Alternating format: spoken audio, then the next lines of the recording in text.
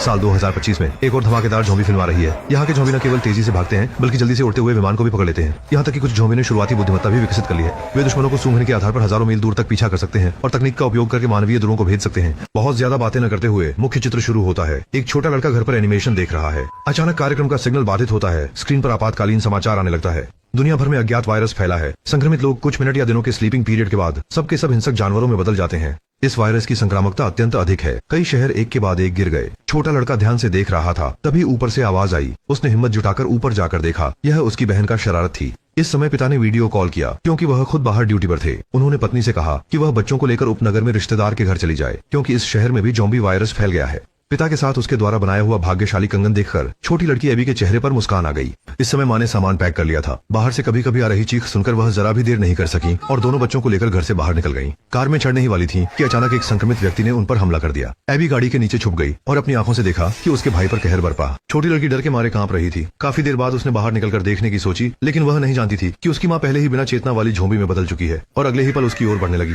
इसी महत्वपूर्ण समय पर कुछ गोलियों की आवाज आई। यह अंकल मानो भगवान का रूप लेकर आए और एबी को समस्या से छुटकारा दिलाया। बाद में उन्होंने यह भी नहीं भुलाया कि लड़की को अपने कान ढकने को कहें और गोली मारकर बदलते हुए भाई का अंत कर दिया। देखते देखते 10 साल बीत गए। ज़ॉम्बी वायरस के प्रकोप के तहत मानव व्यवस्था पहले ही ढह चुकी है। कभी केफन हुआ शहरी अब खंडहरों में बदल चुके हैं। छोटी लड़की एबी अब बड़ी हो चुकी है और आसमानी दादा कैशियस के प्रशिक्षण में एक जंगल महिला योद्धा बन चुकी है। इन सालों से जंगल में जीवन व्यतीत करने के कारण एबी सामुदायिक जीवन की बहुत इच्छा रखती है। उसकी सबसे बड़ी ख्वाहिश एक मानव बस्ती ढूंढकर वहां बसने की है।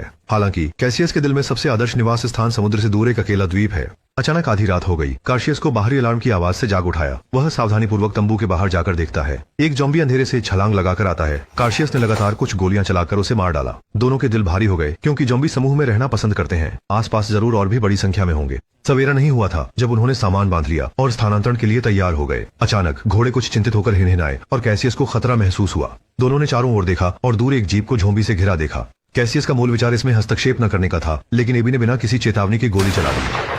असमर्थ होकर वह शेष ज़ॉम्बीज का समाधान करने के लिए मजबूर था। दोनों घोड़े पर सवार होकर जीप के पास पहुंचे। वे स्वाभाविक रूप से सामान लूटने का मौका नहीं चूकेंगे। कार्शियस ने मृत व्यक्ति के जूते पसंद किए। उन्हें बदलते ही उसे कार के अंदर से वॉकी टॉकी की कॉल सुनाई दी। पता चला कि मृत सर्वाइवर का कुछ साथी भी थे और कार्शियस ने तुरंत वहां से निकलने का फैसला किया। लेकिन तभी कुछ ऑफ रोड गाड़ियां वहां आ गईं और भारी संख्या में सशस्त्र सर्वाइवरों ने दोनों को घेर लिया। किसी ने कार्शियस द्वारा बदले गए जूते ढूंढ लिए और यह निष्कर्ष निकाला कि वे दोनों बिना किसी सीमा के लुटेरे हैं। जब दोनों पक्ष तनावपूर्ण आमने सामने थे, एक गर्भवती महिला गाड़ी से उतरकर अपने साथियों से एबी और उसके साथी को छोड़ने की अनुरोध करती है। इसी समय काला घोड़ा फिर से चेतावनी देता है। अगले ही पल दूर के जंगल से चीखें आती हैं। बड़ी संख्या में ज़ॉम्बी बाढ़ की तरह चारों ओर से घाटी की ओर आते हैं। सभी भागने का समय नहीं होता है। वे केवल अपने हथियार निकालकर वही मुकाबला कर सकते हैं। एक महिला ज़ॉम्बी में स्पष्ट रूप से बुद्धिमत्ता बची थी। वह वहीं खड़ी हो जाती है। अपने साथियों को बहादुरी से लड़ते देखती है। दुश्मन जीवित बचे लोग बिना ठोस बाधा के थे और जल्दी ही उनकी संख्या कम होने लगी। एक ताकतवर व्यक्ति दुर्भाग्यवश एक ज़ॉम्बी द्वारा काट लिया गया। उसने खुद को गोली मारकर समाप्त करना चाहा, लेकिन पाया कि उसके पास कोई गोली नहीं थी। ध्यान देने वाली एबी ने गर्भवती महिला को जीप में बैठाया। क्याशुसी कार्शियस लड़ते लड़ते पीछे हटे और वह समझदार महिला ज़ॉम्बी को मार गिराया। फिर तुरंत गाड़ी का एक्सेलरेटर दबाकर ज़ॉम्बीज के घेरे से बाहर निकल गया। एक काले चेहरे वाले ज़ॉम्बी ने जब मर चुकी महिला ज़ॉम्बी को देखा तो जैसे उसकी पत्नी ही मर गई हो और उसने गुस्से में चिल्लाया। उधर कैशियस पहले ही गर्भवती महिला और उसके पति को लेकर ज़ॉम्बी का पीछा छोड़ा चुका था। पूछने पर उसे पता चला कि ये बचे लोग असल में एक नाम के जहाज नगर नामक बचे लोगों के कैंप में जाने का सोच रहे थे।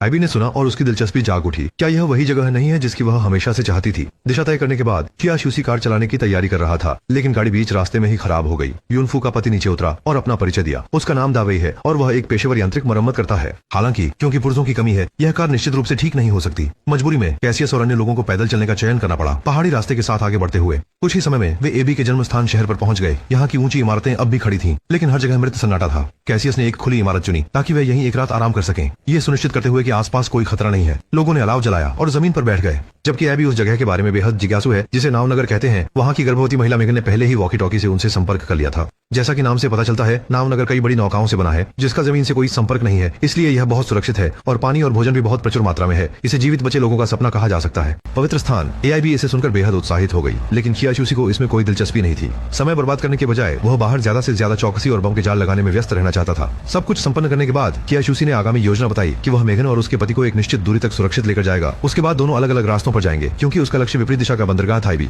अपने चेहरे पर शर्मिंदगी के साथ चुपके से जाकर कैसियस से पूछने लगी कि वे उनके साथ शिप टाउन क्यों नहीं जा रहे हैं। कैसियस को समझता कि जहाँ ज्यादा लोग होते हैं वह स्थान अधिक खतरनाक होता है, लेकिन एबी इंसान की खतरनाक प्रकृति को नहीं समझ पा रही थी। कैसियस से जोरदार बहस के बाद उसने अकेले ऊपर जाकर रात में पहरा देने का फैसला किया। हालांकि दोनों यह नहीं जानते थे कि पहले वाला काले चेहरे वाला ज़ॉम्बी किसी तरह उनकी छोड़ी हुई गाड़ी तक पहुंच गया। लगता है यह ज़ॉम्बी नेता कैशियस के पीछे पड़ गया है। अगले दिन सुबह सुबह एबी अपने बचपन की एल्बम देख रहा था। अचानक नीचे पेड़ों से सरसराहट की आवाज आई। उसने महसूस किया कि ज़ॉम्बी अंदर आ गए हैं और वह नीचे जाकर सबको चेतावनी देने की सोची, लेकिन बीच में ही ज़ॉम्बी से मुठभेड़ हो गई। सौभाग्य से उसकी समस्या समाधान की क्षमता मजबूत थी। उसने पीछा कर रहे एक ज़ॉम्बी से छुटकारा पा लिया, लेकिन उसका शरीर संतुलन खो बैठा। इस समय कैसियस फिर से प्रकट हुए और एक बार फिर उसकी मदद की और संकट से बाहर निकाला। थोड़ी देर बाद काले चेहरे वाले ज़ॉम्बी अपने साथियों के साथ आ गए, लेकिन दुर्भाग्यवश पहले से सेट किए गए जाल में फंस गए।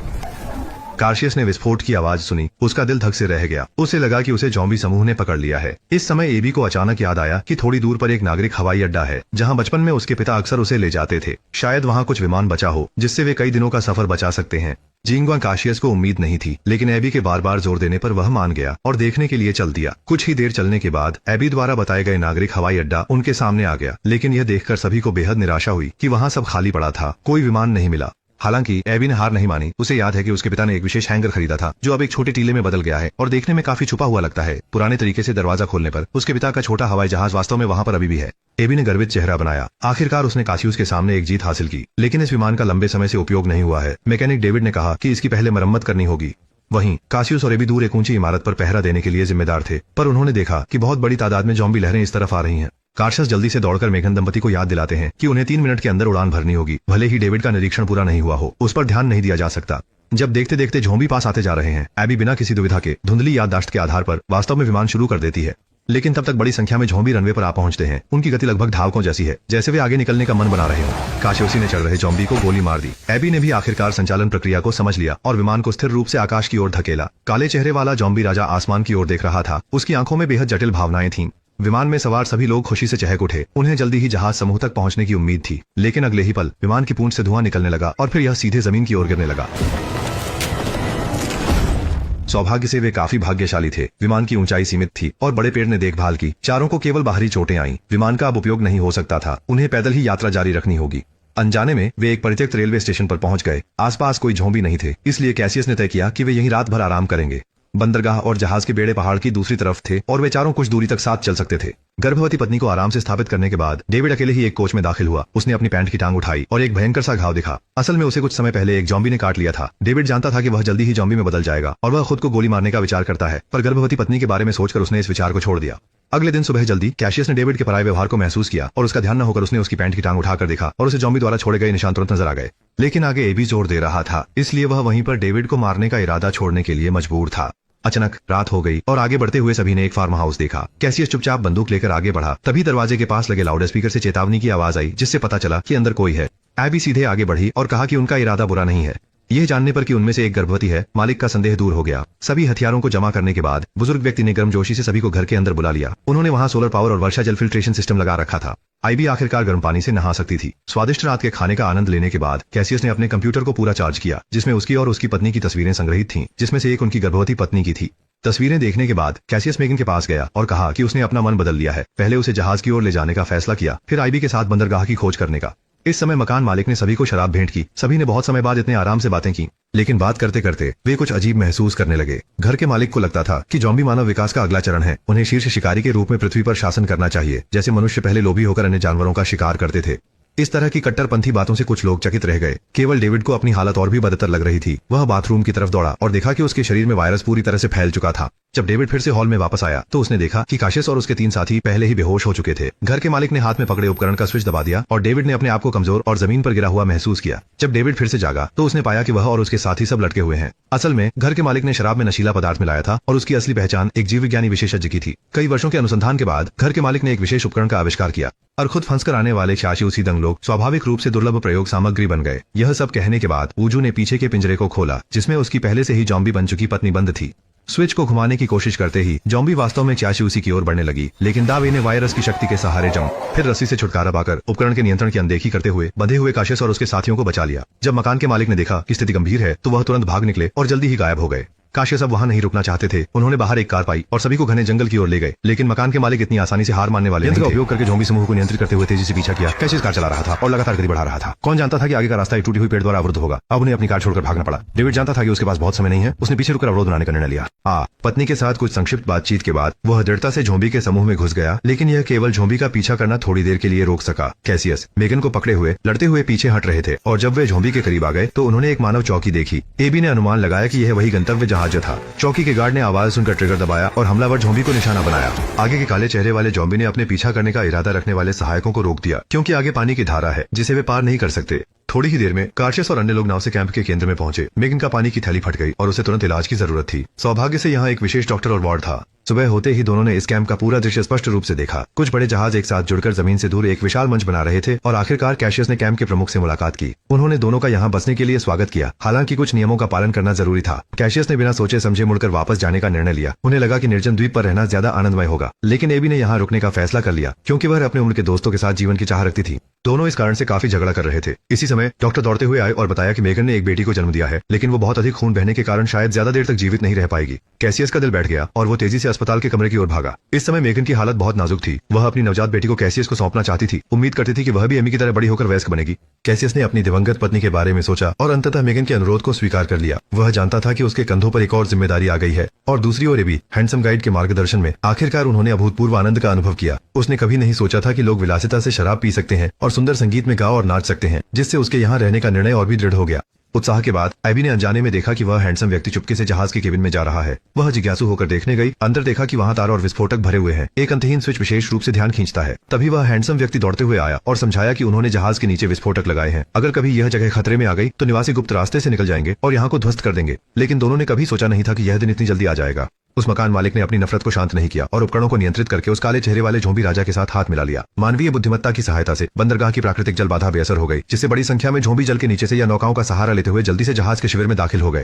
पर अचानक हमले की वजह से बचे हुए रक्षकों को भारी नुकसान हुआ और निवासी अपनी भूगोलिक लाभ खोकर अंततः ज़ॉम्बी का शिकार बन गए। काशियस को एबी की सुरक्षा की चिंता थी और भीड़ के विपरीत दिशा में खोजते रहे। ज़ॉम्बी को मारते हुए आगे बढ़े और अंततः उन्हें डेक पर लड़ते हुए एबी मिल गई। शायद उत्तेजना के कारण वह गलती से ज़ॉम्बी द्वारा नाव पर गिर पड़ी। नीचे घर के मालिक ने यांग का प्रकट होना देखा। वह अंततः बदला लेने का मौका पा गया, लेकिन काशियस ने हाथ पर हाथ धारकर नहीं बैठा। उसने उसके हाथ को पकड़कर जोर से मारा, जिससे नाजुक उपकरण तुरंत निष्क्रिय हो गया। जब ज़ॉम्बी नियंत्रित करने की क्षमता समाप्त हो गई तो बेचारा बूढ़ा जल्दी ही वार किया गया।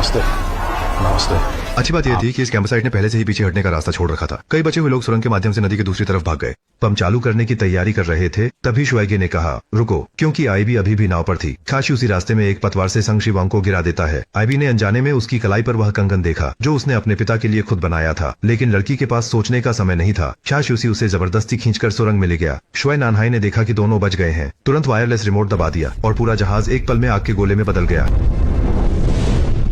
हालांकि सबकी लड़ाई खत्म नहीं हुई थी। शिविर नेता गर्दन पकड़े हुए चलकर आए। वह पहले की लड़ाई में ज़ॉम्बी द्वारा काटा गया था, पर वायरस अभी तक फैला नहीं था कि वह काले चेहरे वाले ज़ॉम्बी द्वारा गिरा दिया गया। सोचा नहीं था कि ज़ॉम्बी राजा भी विस्फोट में जीवित बच जाएगा। कैसियस तुरंत आगे बढ़ा और उससे भिड़ने लगा। एबी ने जमीन से पिस्तौल उठा ली और पहचान लिया कि सामने का ज़ॉम्बी राजा उसके पिता ही थे, पर जिन्होंने उसे पाला पोसा वही कैसियस भी शिकार बन गए।